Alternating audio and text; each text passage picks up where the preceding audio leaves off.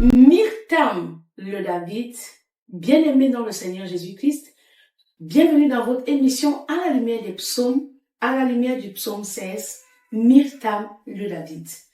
Comme vous pouvez le constater, nous sommes dans la joie parce qu'ici nous allons parler de l'hymne des évangélistes. Parce que nous savons le roi David était l'un des prophètes messianiques qui a plongé dans la révélation du trône éternel en annonçant à la génération à venir qu'il devait être révélé un sauveur qui venait apporter le salut aux justes. Bien-aimé, un véritable chrétien ou un Israélite doit se réjouir de Dieu comme étant son bien le plus précieux. Si Dieu n'est pas encore ton bien le plus précieux, il y a encore du travail à faire dans ta foi. Il y a encore des questions que tu dois te poser sur ton véritable amour. Dans le psaume 16, le roi David nous parle de sa relation avec Dieu.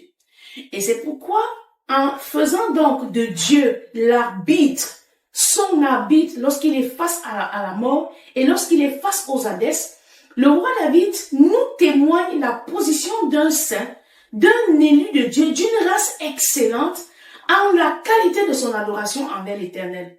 Nous sommes ici dans un psaume chéri, disons un psaume adoré, le psaume 16, qui parle de la dimension du salut en la faveur de la postérité des saints.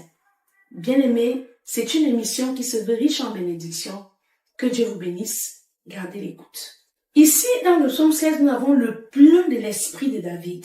Remarquons tous que David était un prophète chanteur. David n'était pas seulement un roi, mais il était aussi prophète et adorateur de l'Éternel, un véritable adorateur. Dans le psaume 16, nous avons la puissance de l'intimité de David avec Dieu. Nous avons certainement aussi la capacité de voir le type d'instrument que David utilisait et la façon dont les termes de David, lorsqu'il parlait à son Dieu. Nous savons que la Bible déclare que David est l'homme d'après le cœur de Dieu. Pourquoi? David connaissait la repentance.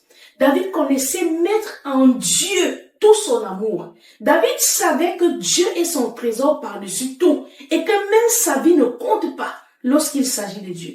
Bien-aimé, David nous invite ici dans le perfectionnement de notre culte rendu à l'Éternel.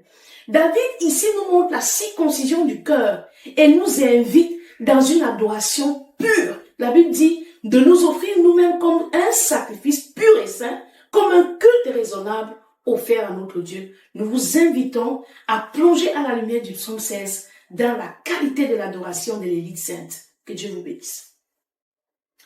Mizmor, qui est un instrument de David, Makshi, ici qui signifie celui qui instruit et qui fait entendre.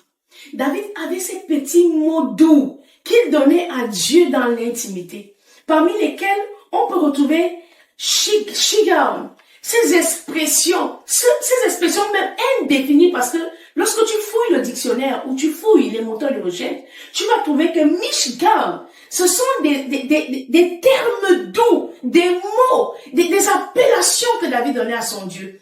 Aujourd'hui, pour ceux qui sont baptisés de l'Esprit, nous avons le parler en langue. Ces choses que nous disons inaudibles aux autres, mais qui nous édifient nous-mêmes, car notre esprit parle à Dieu. David nous a laissé une trace de la pureté de l'évangile par le psaume 16 que nous allons lire ensemble au nom du Seigneur Jésus. Pour commencer, bien-aimés, nous vous invitons, pour mieux comprendre le psaume 16 dans sa lumière pleine, à lire le livre de Actes des Apôtres, chapitre 2, au verset 25. Pourquoi le livre des Actes des Apôtres?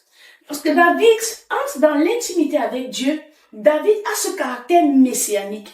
David parle d'un sauveur qui viendra enlever son corps de la corruption et l'amener à la résurrection. Donc, le ministère apostolique présenté dans le livre des Actes des Apôtres nous rappelle le souvenir de David comme étant la confirmation du Messie. David avait déjà cette validation, cette connaissance, ce salut disponible avant même qu'il ne voie venir celui que nous aujourd'hui nous connaissons comme étant l'image révélée du Dieu invisible, le Messie, Jésus-Christ de Nazareth, notre Seigneur et notre Sauveur personnel que nous aimons tant.